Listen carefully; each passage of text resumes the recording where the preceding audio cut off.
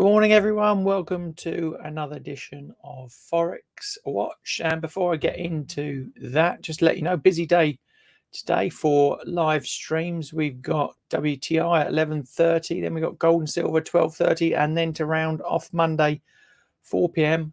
we've got nat gas, which is warming up nicely to the upside as well. So a whole host of stuff for you there to get your teeth into to get the week off and running. Well, let's get back into the world of FX. It's been a busy weekend with the Israeli and Palestinian conflict hitting the headlines, and that's made things a lot more volatile over the weekend as we head into Monday morning. But before we get into that, let's just have a look at the calendar for the week ahead. What's going to be rocking the numbers this week? Well, today we've got a bank holiday in Japan, Canada, and the US. I think it's Columbus Day today. Market's still open though for that bank holiday, so not too much of an impact there. Now, what else have we got for the rest of the week? Well, those red flag ones there are probably the key ones of the week. Wednesday from the US, PPI numbers and FOMC meeting minutes. Thursday, UK GDP, some other stuff from the US around CPI numbers. So interesting to see what happens there. And then wrapping up the week, Friday, Chinese CPI and UK Bank of England Governor Bailey speaks, and some UOM consumer sentiment numbers from the States to round things off. Now, for those familiar with the show, you know that I look at the currency strength first before focusing in on particular ideas using the Renko chart. So we're going to start there right now, and we're going to go into the longer term currency strength just to see what's going on. And as you can see right at the top, Mexican peso weakening off there somewhat over the last few weeks. Still the strongest there, but weakening off. You can just see below that Swiss franc starting to warm up and get stronger. Down the bottom, Norwegian krona, still the weakest of the bunch. These are the ones that I look at in terms of currencies. We've got 3, 4, 5, 6, 7, 8, 9, 10, 11 countries, and I put cross combinations together from those lot. And what else is going on there? US in the middle, still getting stronger, as you can see. We've got the Canadian and the pound just above that, and the Southern Hemisphere, New Zealand, Aussie just below the US there. South Africa also in with Japanese yen down there as the week 3. That settings there. So now we're going to go into the Renko charts, and we're going to actually help ourselves here. Then we look at that chart, and it's very difficult to assimilate the timing around what currency pairs we should put together. Timing critical in forex trading. So we're going to use this Renko chart, and we're going to go through the baskets of the individual countries that I look at to work out whether they're strong or weak in the shorter term, to then put combinations together. So we're going to start with the dollar. I use the DXY basket there for that one. And as you can see, this morning, after a little correction, looks like it's warming up again. We've got stochastics falling, but it's trading above its 200 moving average. So I'd call that weak bullish there for the US dollar at the moment. Australian dollar next, definitely bearish, so we'll give that a red flag. Let's just colour in that one green for the US. Canadian, as I reported last week, thought it might bounce off that 200 moving average on the way up, so just starting to warm up. So I'll probably call that a bit neutral at the moment until it gets a bit stronger. Swiss franc, as we know, as we saw from the longer term currency strength, starting to warm up, getting bullish. I'm going to give that a bullish flag. The euro heading off down after the weekend's news, below the moving average. Stochastics just holding, but fancy that's going to come down towards there if those blocks start to build. Let's call it a weak bearish. Sorry, Japanese yen still pretty weak there, although stronger this morning. I'm going to stick with bearish there for the Japanese yen. Pound starting to strengthen a little bit. Still below its moving average. Stochastic stronger. We'll call that neutral. New Zealand dollar. What's going on there? Starting to warm up again to the upside, but stochastics still telling us it's bearish. Let's call that neutral. South African rand, I would say, looking at that, despite the slight uptick this morning, still bearish. Norwegian kroner, again, same story. All the variables, despite that little uptick, to me, still holding bearish. And finally, Mexican peso is definitely looking the weakest of the bunch at the moment. So that's given us our potential combination. So if you look through that list, we've got the reds and the greens. They're the ones I'll be picking out. So we've got strong US dollar, strong Swiss franc, and a combination of euro, yen, South African rand, Norwegian kroner, Mexican peso as the weak guys. So we could put that combination together. So we're going to quickly run through some charts there to give you some idea. I'm going to start with, actually, I think we're going to go into USD Norwegian kroner. That one looks quite promising. There we go. Like I said, this morning we had that bit of a pullback on the weekend's news, but essentially, from the long term and the shorter term, looking still bullish for this currency pair. Let's draw on some Fibonacci information. Lows there, 20th July up to the highs we saw last week. Where could we be heading to? Let's just make that a bit easier to read. Upside wise, obviously to get through this 11 area, we're talking 11.3, 11.5, and up the top there 11.7.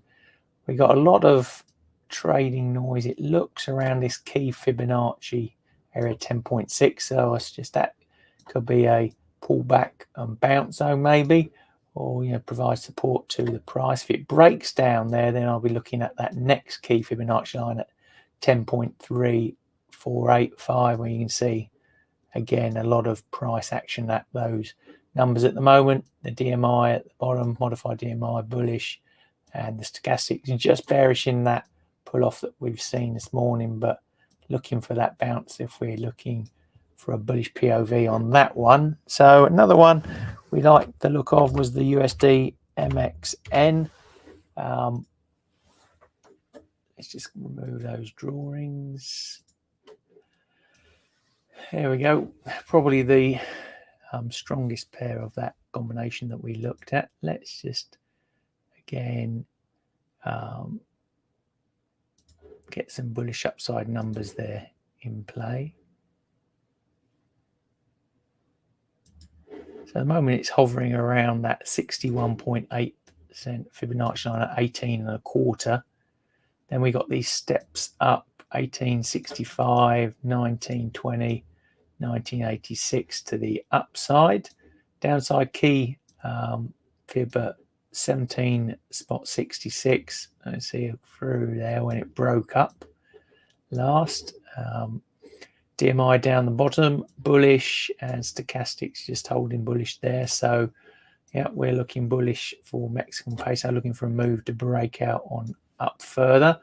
What else could we look at? Well, we had a slightly weaker euro. We don't normally look at the euro, so let's have a look at that one now. Here we go.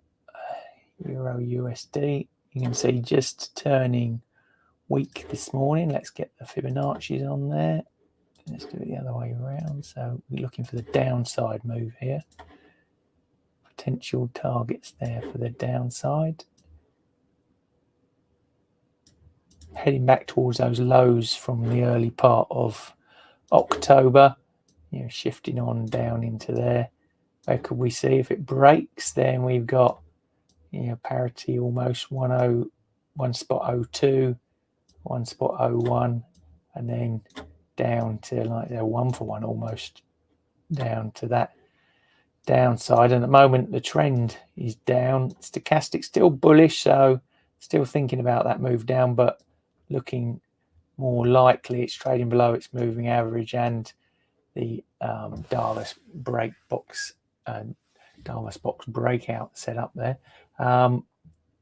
Key support numbers back to the upside if you are looking to go short.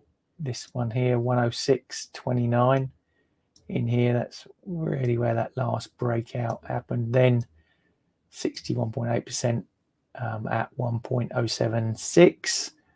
Then we got this noise around this Davos box in between 109 and sort of the mid 107s. But I said looking a bit weak there for the euro. Another combination you could put together for the euro, maybe the euro Swiss franc. Looks like it's got some downside to play with there. Let's draw on the Fibonacci's once more. As you can see, hovering around that Fibonacci line 0.96. A lot of price action through there. Beauty of the Renko charts is it makes it just a bit more obvious what's going on compared to other charts. Potential target at 61.8% line, not too far away at 0.958, and then just follow that ladder down. Recent lows, we're talking August at around about 0.952. That could be the sort of shorter term target to the downside. They're raising that sort of bullish block of price action there to bring it back in line with what we've seen more regularly over the last few months. Let's do a couple more. We saw the Australian dollar looking weak as well. Again, we could put that together with the Swiss franc.